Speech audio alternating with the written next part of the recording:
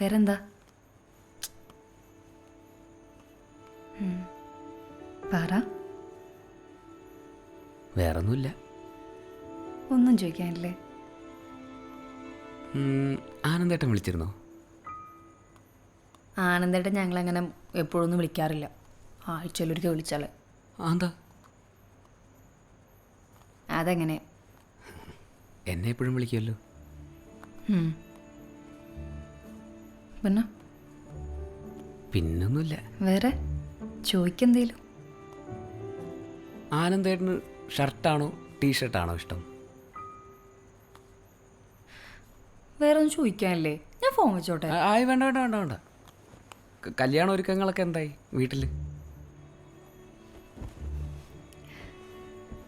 ഒരുക്കങ്ങളൊക്കെ അടിപൊളിയായിട്ട് പോകുന്നുണ്ട്. കല്യാണം എന്ന് പറഞ്ഞാൽ തന്നെ അടിപൊളിയാണല്ലോ. അതെ, ആളും ബഹളവും കുട്ടികളും. ഏട്ടത്തമ്മയും കൊച്ചും കൂടി വേണമായിരുന്നു.